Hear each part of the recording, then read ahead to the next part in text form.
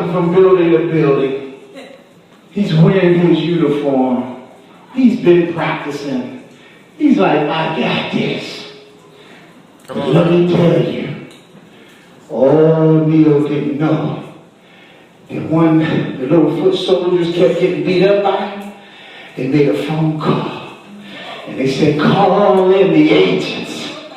And Neil went out like normal, and he's ready to whip up on some devil booty.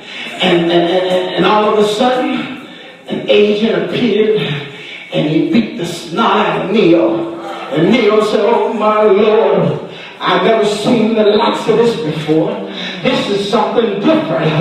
This guy here got special skills. He was so fast. He comes back to Morpheus all beat up. He said, Morpheus, he was so fast. I don't think I can do this. I went off of this team. He done worked my behind real good. I'm out of here. I was a bully yesterday, but today I'm a punk. I got to go.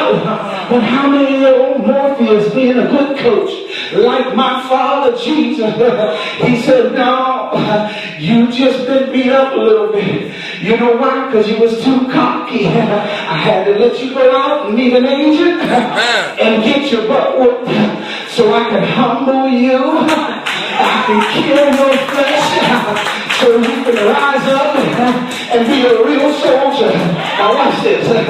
Watch it. So Morpheus goes out and he says, you mean to tell me you knew I was going to get beat up? And Morpheus said, yeah, I knew it. And God tells us, yeah, I knew. Don't give up, son. Don't give up, daughter. Amen. Because understand something. Many of us haven't got off the bench. But the moment you do get off the bench and you start actually beating up in the devil's kingdom, you know what happens?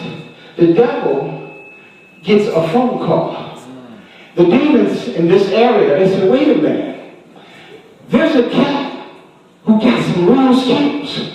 He must have been in Bible study. This one been praying a little bit. This one knows how to fast a little bit. This one, you know what? She kicked a couple of choice demons, but we need some help. So the devil sends in an agent.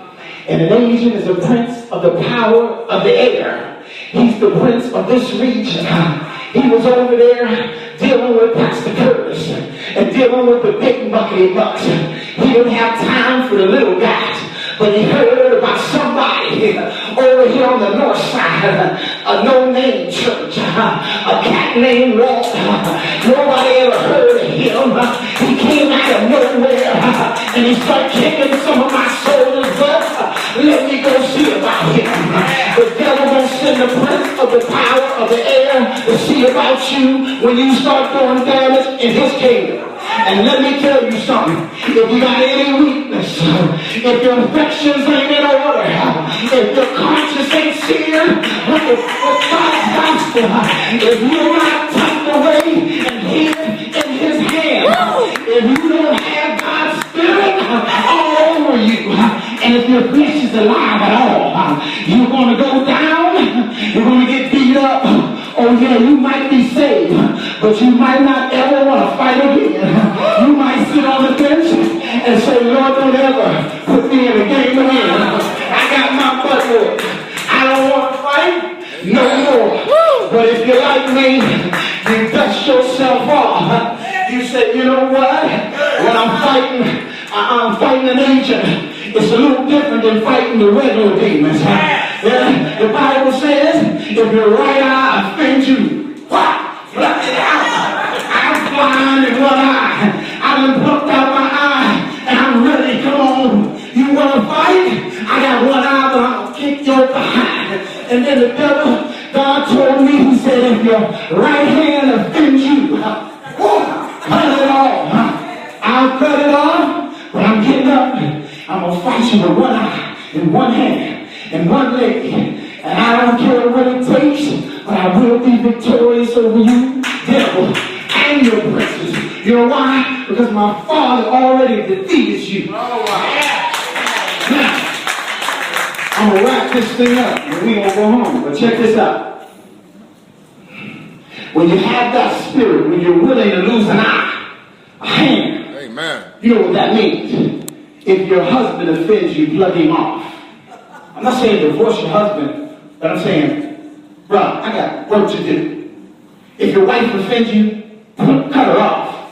Not divorce her, but I got work to do. If your brother, your sister, your mother, your father, whoever's in the way, cut them off, because I got work to do. That's what that means. Okay? Now listen, after you have gotten to the point where you're willing, listen, you lean in me. You got to understand something.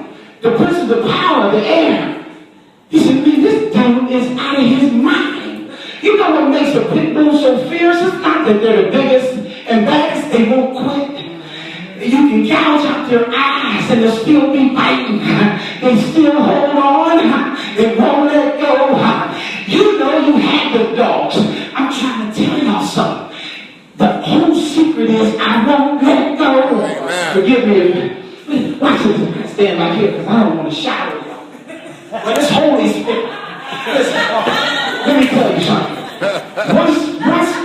Once you get out there like that, yes, sir. Now the devil said, he's going to know your name. Yes, you ain't a bench player no more. You somebody who's a threat to the kingdom of darkness. Yes. And you're a dangerous cat.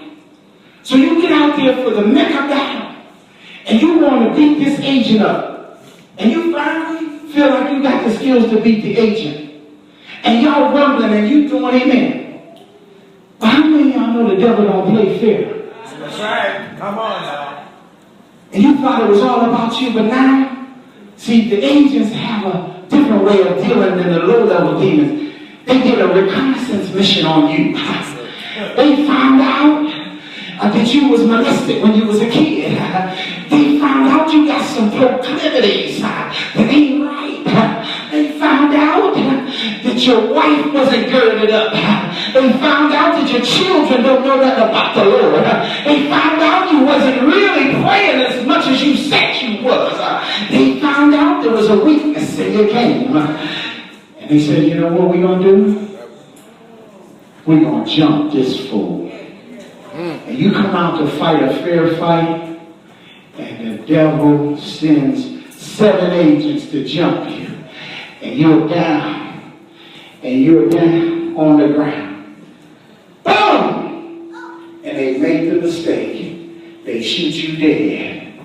But like Neo, when you kill the flesh, all you did was release my Father that's in me. And the Bible says the light which is in me, said in him was life, and that light was the light of men. And the light shined in the darkness, and the darkness comprehended it not. And so after you killed my flesh, I say thank you, Lord. You let me die out here. God says, he stands up on the throne. He says, all I wanted you to do was let your flesh die, because the battle is never yours, it's mine. He said, now listen, all the signs of God, I need help. They got me surrounded. He says, let me tell you something. He said, those who are for you are more than those against you. He touched my mind. He touched my eyes. And I beheld his glory. I beheld his glory. And he said, yes, shall I go after him? And he said, no, not yet. I said, why not, Lord? I'm ready to kick some butt. He said, when you hear the sound of going on the tops of the mulberry trees, he said, I've sent my angels before you. They're going to slay the enemy in your face. You ain't going to have to fight this battle. All I need you to do is to let your light shine in the darkness. So you cannot comprehend my life. Oh, hallelujah. Oh, glory to God. Watch it. Stand up, please. Stand up. Come on. Now watch it. Watch it. When you shine the light in the darkness, watch it. If the sun stayed up 24 hours, it would be light 24 hours. The darkness can never overpower the light. Never! Now watch this. When they shine the dark, the light in the darkness. Jesus told Peter, he said, Peter, do you love me? Peter said, thou knowest I do. He said, then feed my sheep. He said, Peter, do you love me? He said, thou knowest I do, Lord. He said, then feed my sheep. And he said, Peter, do you love me? And Peter said, Lord, my spirit is grieved. You keep asking me this. You know I love you. He said, then feed my sheep. What am I trying to tell you? The prize is not about you being victorious over these demons or the agents. The disciples came back to Christ and they said, they were rejoicing. They said, we're so happy because the demons are subject to us. And he said, let me tell you something. Don't rejoice over that. He said, that's all good. They will no wise hurt you. But rejoice over your name being written in the Lamb's Book of Life. Our ultimate goal in this fight against darkness is not to be puffed up. It's not even to have my name known. Although I want my name known amongst the demonic kingdom, that's not the reason. It's so that I can feed his sheep. Now watch this. When I shine the light in the darkness had to back away. And when I walked into where the darkness was, guess what I saw, y'all? Guess what I saw? I saw a couple little sheep going, bleh, bleh, bleh. We've been waiting for a shepherd, somebody to come show us the way out of this dark place. This is your brother and your sisters, your children, your friends, your loved ones. The devil's holding them in darkness. All God needs is a real soldier who don't care about his life, who's willing to go out and die, or whatever it takes to feed his sheep. Shine your light and snatch the lambs out of darkness and lead them into the marvelous light. Glory to God. Thank you, Jesus. Thank you. Thank you.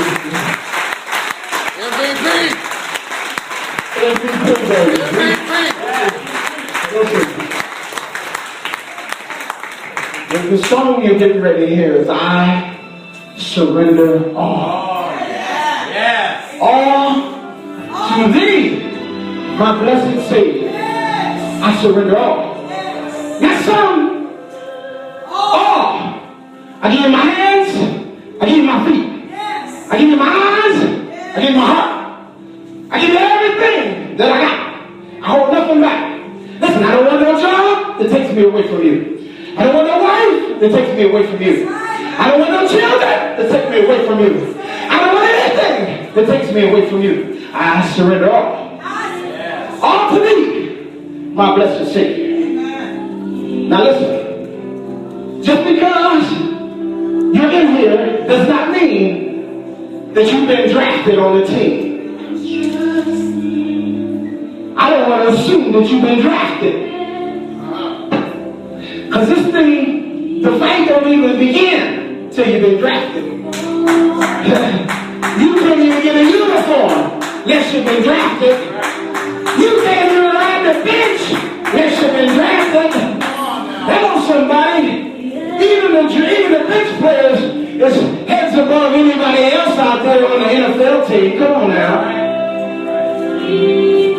If you're here this morning, and you know in your heart you've never been drafted onto the team of Christ, and you want to be a player with us, just slip your hand in the air. We're going to pray for you. If you've never been drafted and you want to be a player, raise your hand and we'll pray for you.